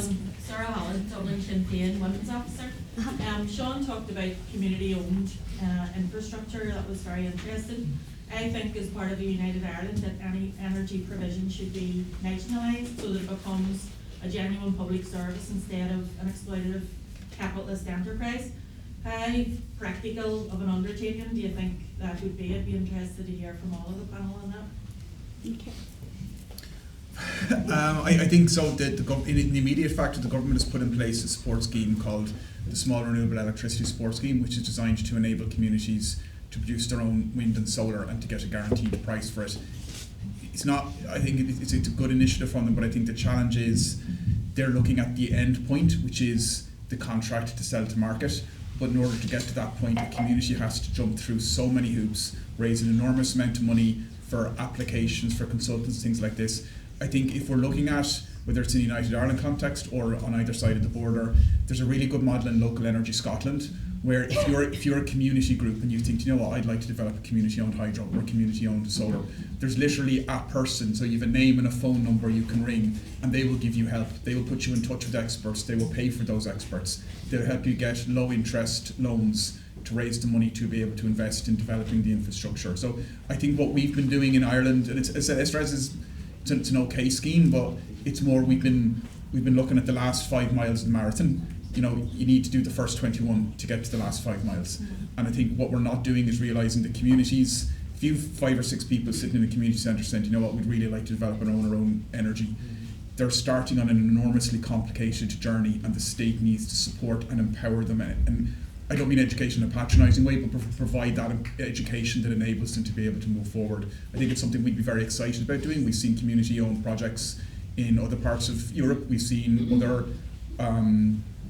whether it's owned by a private or a state developer, but the community owns a portion of the project. I think there's some really exciting initiatives in other parts of Europe that we could be looking at, and yeah, I think it would be very positive.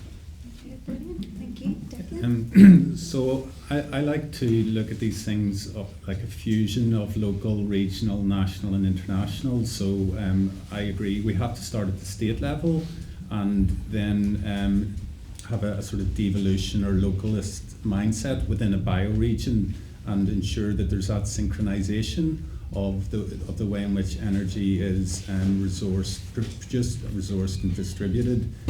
But it does have international implications. So the EU has problematic policies in relation to energy and then their broader interaction with international markets.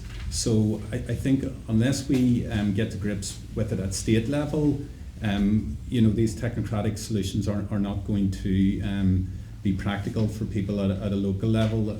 Where we are, there are people taking initiatives and that's good, but these questions are fundamental questions of sovereignty, of political power and of capital interests and geostrategic interests. So we have to, I think, respect localism, but it's within a spectrum that has to be integrated, and the key lever in that is the state, and the state has to take its responsibilities, whether that's in Europe or the UN in the climate negotiations.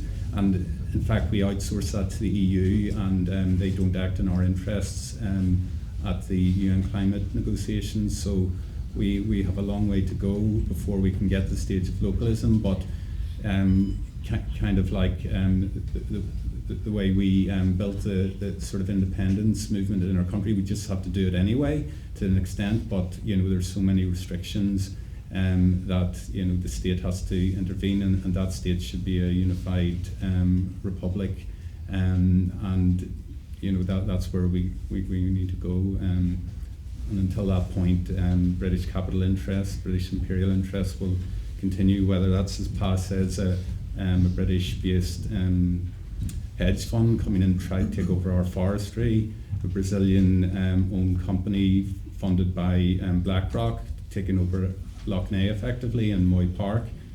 We can't think without these broader issues in mind. Mm-hmm. I think that's the risk, isn't it? When they're coming in and buying up that land, it's with the future looking towards carbon credits and that sort of industry then taking hold here as well. Yeah. Tracta? I'll try and be very brief on this for two reasons. One, I'm a little bit out of my comfort zone, and I'll definitely be speaking in a personal capacity, but also I'm hoping that we'll get a chance to talk about the issue of divergence consequent on Brexit and the implications of the tariffs and everything that's happening in the world today. But we've seen in the UK the real problems that have actually happened, with the privatisation of water and transport. Basically there hasn't been the proper investment, there hasn't been proper pricing of externalities. So I think the idea of something as important as, for me personally, like water, energy, all of these different things, they should be, held by the state. But I think we also need to be very practical and realistic about where we are and the timeframes that we have got to move in if we are really going to make an impact on climate change by decarbonising our energy. And I have great empathy and great sympathy, just to maybe be annoyed with my comments earlier, but I completely agree with them. There has been nothing fast about the delivery of offshore renewable energy, and that is a complete tragedy. Mm-hmm. And it's not for want of the industries actually trying. There's been a total failure by government in terms of regulation and facilitating that being properly brought forward in a timely way. And they need investment, they need massive investment, and feeling certain and confident in how that investment is going to be managed is actually key to the delivery. So it's a very delicate balancing act, and we need to be sure that we don't shoot ourselves in the foot. Mm-hmm. Brilliant. Sean, do you want to respond to Sarah's question? Then I'm going to take one more from the floor, and then we need to move on to the next question, which is, as you said, about the challenges facing our environment because of Brexit, and I think you'll want to hear the answers to that one. So, Sean. Very, very quickly. My point earlier about every economic interaction has an underlying social interaction. You go into the shop, you buy something, you have a bit of crack with someone at the till, or you do something for your granny in the house, she doesn't pay you, but you've done a service, her well-being is improved, that kind of thing. I think excessively state-owned infrastructure can also take away that social interaction. That's where the community is important to improve those social indicators that I'm talking about: people's well-being, social cohesion, happiness, these kinds of things. And so there is a model out there, and I'll defer to Justin's expertise on this, but called the Public Commons Partnership, where the resources that the state can marshal are used by the state to lower the capital cost of community constructed energy infrastructure. So they will get over that first initial hurdle of building the infrastructure, which is the biggest initial cost. They will own a small amount of whatever that is, but the community will own most of it. So you see some of this thought coming into community wealth building models, particularly where it's looking at the energy and this kind of thing. So that's one element. And when this community infrastructure is owned by the community, it creates more environments for the community to come together and improve that community cohesion, instead of at the minute where people are increasingly atomized and buying their own energy and all this sort of stuff. So it's like a co-benefit thing. There's definitely multiple benefits to it. Brilliant, thank you very much. There's a lady here in the second row, yes. Rose Corona, Sinn Féin TD for North Kildare and junior spokesperson on climate action and biodiversity loss. You were talking earlier about the price of electricity and how we pay so much for electricity here in Ireland, and the interconnector is very important as well. But I remember on the Climate Committee in the last term speaking to the Minister about the decoupling the price of electricity and gas, because at the moment we're paying so much more for electricity, and people and families in Ireland most families in Ireland are struggling, and we're producing all this electricity much cheaper, but because the price is coupled with the price of gas, we're paying much higher prices for it. On top of that, we're paying PSO levies, and I know that Europe is the block to decoupling that price, but now with Europe kind of concentration on rearming, and now there's something new to talk to them between themselves about around Trump and the tariffs. You know, when we have to make this relevant to people, and you know, there'd be a lot less objections to wind turbines on land if people could see the benefit in the prices of their bills. And how are we going to move that blockage now with Europe so excited about war and tariffs and all that? I'm conscious of time, so I might try and crash. I could answer it really quickly, okay, if you wanted me to. Basically, wind, I've done numerous stories about this, wind is driving down the price, but the price of gas is going through the roof. Yes. So the only way you reduce people's bills is to get the gas off the grid, so you need to build the renewables, simply. And you can do that without Europe. Yeah, and I think one point that's like, it's the way the price of electricity is set at any moment is the last successful bidder in the auction. So in Ireland that happens to be gas, and it'll always be gas, because we've really only two main ways of producing electricity. One is wind, one is gas. In other countries you could see a coal generator might set that price, or in France sometimes it would be nuclear.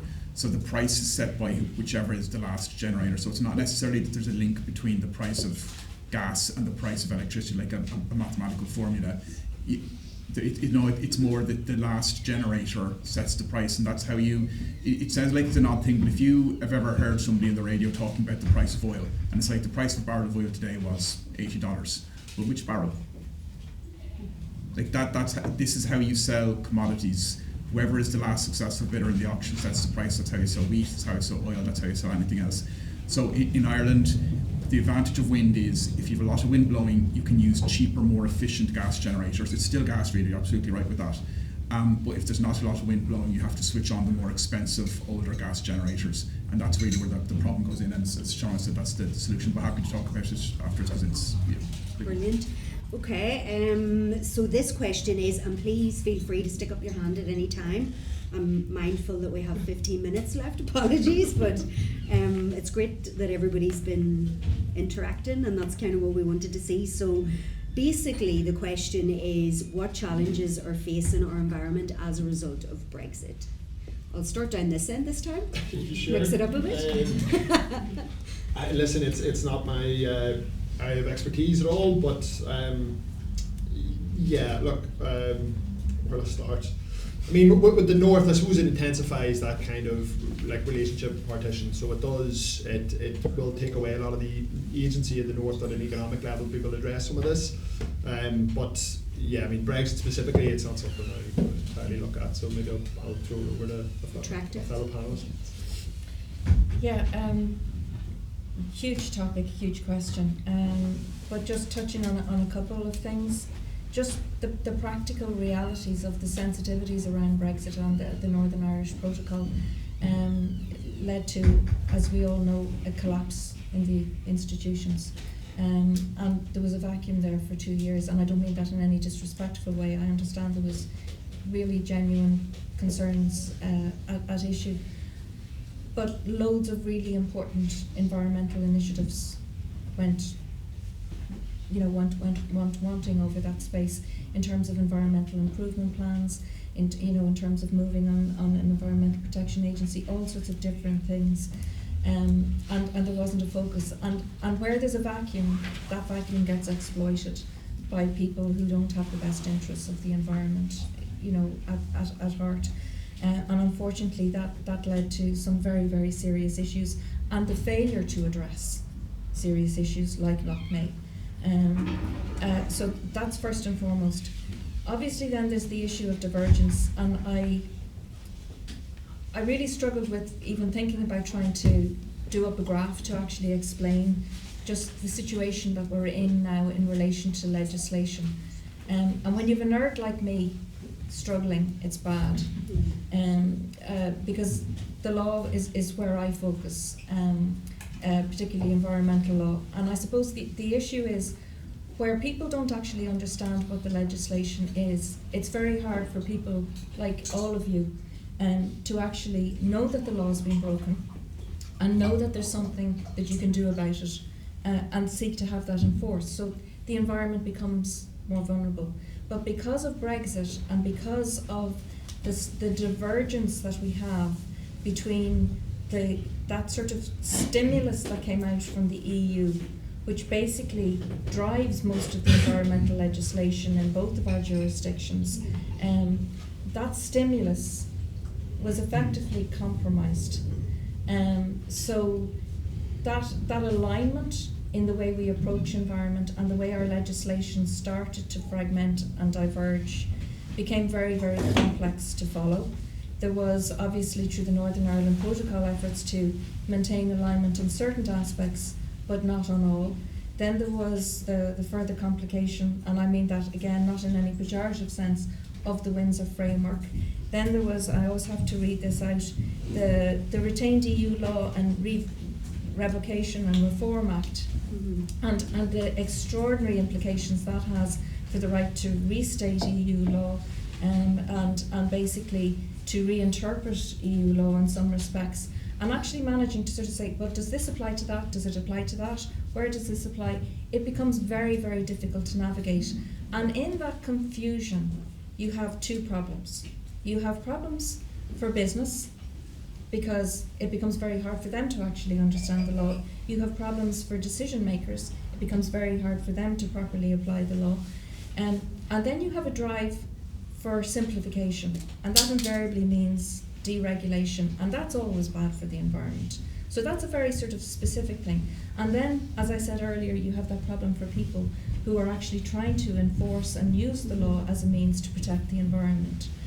Because that's why environmental law is there, because it recognises that it's not just contrary people, seeking to stop this or that there is a public interest and a greater good to be served in environmental protection, and that we need to weigh very carefully those balances of interest in terms of economic development and progression on environmental protection.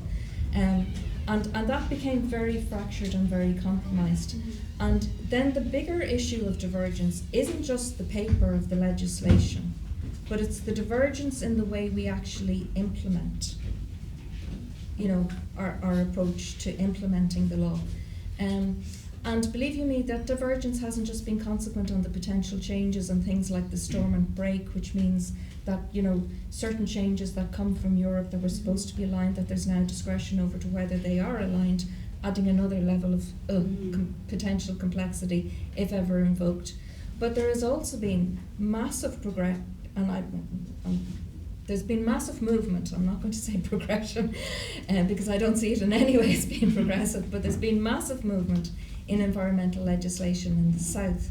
So in moving to a united Ireland, you're talking about trying to reverse, to a degree, all of what happened in Brexit in terms of that divergence. So there is a real necessity to actually understand the extent of divergence, both in terms of law and in terms of implementation, and to minimise that if we are to actually be able to recoalesce and have an optimal policy and legislative framework. So this is a hugely complicated thing. Then there's the additional implications of the tariffs and the confusion that now reigns in relation to where does Northern Ireland sit, what are the potential incentives and disincentives of being in one jurisdiction or the other, what stimuluses there may be for some very negative flows in terms of smuggling and all sorts of different things. So it has left us a legacy of challenge to actually deal with, which is, further made the issue of environmental protection more challenging. But I'm conscious others will want to. I could could go on all day, but I won't. Brilliant, thank you. Declan, would you like to? Yeah, I agree in terms of the complexity point. It brings me back, I was studying EU law at the time of Brexit in Amsterdam, and I was really conflicted because looking at EU law, there's a democratic deficit there.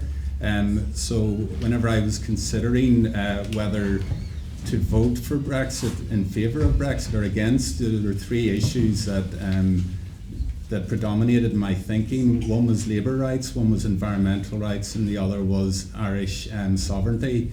And that led me to vote to remain. However, all of the issues that attractors alluded to were foreseeable and were foreseen. And I can remember talking to people in Europe about them, warning that these were coming down the line. But I think we need to challenge the assumption that the EU is necessarily a good thing. It is problematic at its very foundations in terms of the Treaty of Lisbon, the way in which they ignored the referenda in France and Denmark, I think. And they pushed through the constitution through the treaty mechanism, which then solidified a neoliberal approach. And whenever that neoliberal approach to the economy is copper fastened, except when the Germans and French don't want it, then we are faced with an EU regulatory regime, which is, yes, is better than the British regime, but is not sufficient whenever they have a growth model that is going to actively damage our environment. And they view Ireland as expendable whenever the crisis hit the latest iteration of the crisis hit in 2008 to 2010, because the EU, it isn't the answer. Yes, there's definite benefits. It's much better than British approach, and there's benefits in terms of how it will do relative to the continued occupation of the North. However, the EU is an imperialist regime which is actively damaging countries in the global south, and we have to recognise that. We have to look at being an advocate within the EU, as some of us are, for a better regime, because that can change within Europe. There's been better laws, but there's been deregulation over time with the neoliberal Thatcherite approach to these things. So yes, recognise the difficulties of Brexit on this island, but recognise our responsibility to be an agent of change within the EU for as long as we deem it as a sovereign people that it's in our interests to remain within the EU, because that's not inevitable. The EU is a political construction which has no right to exist, and there's no inevitability to existence. So we need to start talking about what comes after end-stage capitalism. An end-stage EU, because the EU is fragile. We have to think in decades here. We can't assume the EU is going to exist. Brilliant, thank you. Declan, would you like to add anything, Justin? And then I will take one burning question from the floor. I don't think I could usefully add very much, but I might turn it around a little bit, maybe to have a question for Attracta, if I could. Maybe it's a very idealistic and very naive question, but going back to the point that Pa made at the beginning about give people hope, and in terms of the challenges we're seeing with the divergence and the challenges with Brexit, do you see any opportunities, almost that in a way, if these divergences are throwing up the challenges, that maybe there's an opportunity if we can mobilise enough people to work together to come up with better solutions? Or is that being a bit naive? No, I absolutely. I think that's the key point I was trying to make in my opening remarks and throughout, that there is that possibility to use Pa's phrase about reimagining, and to build on everything that I suppose that we have positively from the EU environmental acquis, and to recognise that Europe isn't necessarily all roses, and particularly at the moment the direction of travel is deeply alarming in many respects, both in terms of its legislation and its focus. But to unite around the opportunities, absolutely, but to reinvent ourselves and to provide for a more resilient future, both in terms of our security, in terms of our energy, our food supplies, our water supplies, the practicalities for which we need to live, and make sure that we recognise that there is an interdependent crisis. When we talk about climate, our international panel on climate change, the best scientific experts in the world tell us we can't just look at climate in isolation. It is an interdependent crisis with biodiversity collapse because one feeds the other. So we actually have to look after nature if we're seeking to look after climate and if we're seeking to look after ourselves. So I do think there is an incredibly positive story and reinvention. And I think in a way, sometimes, when you're faced with the worst possible crises, that's when you re-galvanise together. And you said when we were chatting earlier just about COVID and the way we all came together and we recognised our common interests. Mm-hmm. And that should have been a light bulb moment for us. We can do this. Mm-hmm. We can change. We can do extraordinary things. We can take extraordinary limitations on what we previously enjoyed because we know it's the right thing to do. Mm-hmm. I am incredibly hopeful, but I'm also apprehensive about it's difficult, but it can be done if we all come to the table without the agendas and recognise, okay, what is in our interests and how can we work together. Absolutely. Brilliant, thank you very much, Attracta. There's two ladies here who've had their hands up, so I'm going to take two very, very quick comments. Speed, Irish Congress of Trade Unions. So, speaking from the experience of the big social civic society movement, the conversation here is crucial. I want to thank Lynn and the Commission for sponsoring it. Can I say we need to pay close attention to the conversations that are happening in other rooms. Attracta is emphasising this point. I think we need to support what she's saying. We cannot address this in silos. So they're talking about trade forums next week. What kind of strategy are they going to have? Is it going to be growth, degrowth, and all the worries that Sean has spoken about? And also to share with you that the Executive Council of Congress has actually commissioned a new paper, an alternative economic model, which has an all-island focus. Mm-hmm. So I think that this body of people and all the vested interests here need to pay attention to that conversation and that paper when it's commissioned and engage with it, because we need to make sure that all of our concerns are not set aside, that climate isn't, another topic, but the climate and biodiversity must inform all the economic analysis that we're going to have presented to us. So let's not work in silos. And there are some key issues which I think an all-island party like Sinn Féin can take up now, immediately, and we need to be putting more strength behind the North-South bodies. And also Attracta made the point, is the divergence aspect of the Good Friday Agreement. There's also equivalence. There's an imperative to equivalence, and we have to engage with our political leaderships in both jurisdictions. What are they doing to address that? They're not. And I think that these are the important points we need to be aware of in the next few months. So thank you. Great points, Anne. Thank you very much. Una? Yeah, just to finish on a positive note, but I want to say something kind of not positive in the start. This is the famous but. So Birdwatch Ireland and the RSPB work on an assessment of birds on the island of Ireland. 63% of the island of Ireland wild birds are red or amber listed birds of conservation concern. That means they're in trouble, okay? That's not a good place to start from, but we know what needs to happen. Group species action plans for birds, if we want to do it on an all-island basis, let's do that. Things like working in relation to the offshore conversation and onshore and with everything, there are solutions. And that is like bird wind sensitivity mapping can help identify places which are least impactful to birds. So these are the kinds of things that we know that can be done. But also, I just want to say, really significant investment is needed. Like in the last Common Agriculture Policy, farmers are getting 1.5 billion to do results-based agri-environment schemes. 300 million in the Sinn Féin manifesto is not going to cut it to convince those farmers that we need to do more. We need significant investment to support farmers, but that's just farming. We need a whole lot more. And can I say as well, if coming from a bird conservation perspective, if we didn't have the Birds and Habitats Directives, we would have even worse situation for birds in Ireland. The implementation hasn't been great, so I just wanted to make that point. Thank you. Brilliant, thank you very much, Una. And last but by no means least, if you could just introduce yourself, please. Yeah, Pa Daly, Sinn Féin spokesperson on the circular economy, nighttime, a few other bits and pieces that we get to do.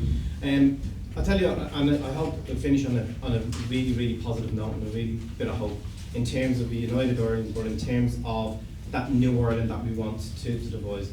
So when I started in politics, the North and South, there were three parties that dominated, absolutely dominated politics. Two parties had 80%, over 80% of the vote. Up North, there was only a couple of parties that had, again, a huge, huge vote. That has changed dramatically. The latest iteration of the collapse in 2008, 2010 has changed politics, I think, for irreversibly on this island, and has opened up people's eyes in relation to there is a completely different way. I think Brexit was another step along that direction, which says in terms of Ireland, people look into Ireland and say, well, what can we do without that external influence on Ireland? And the third one, I think, is tariffs, and gives us that another opportunity again to go in and have that conversation about what the economy looks like, what it should be, how it serves us, the people, instead of serving capital. And I think when you put all of those together, that gives me real hope for a new Ireland, a new United Ireland, and I think we need to press forward. And the last thing I would say is, the one thing the right are absolutely brilliant at doing is when they're under threat and come together.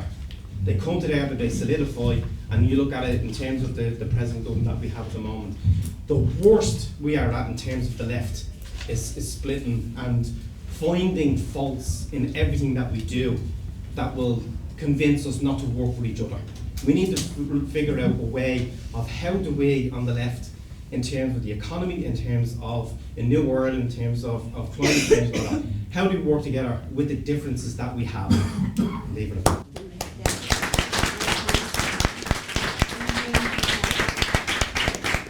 I feel like it starts with conversations and rooms like this where people are getting together in a space outside of social media, which has got everybody in blinkers at the moment, hasn't it? But I think it's been a really, really great conversation today, and I'd just like a big hand for the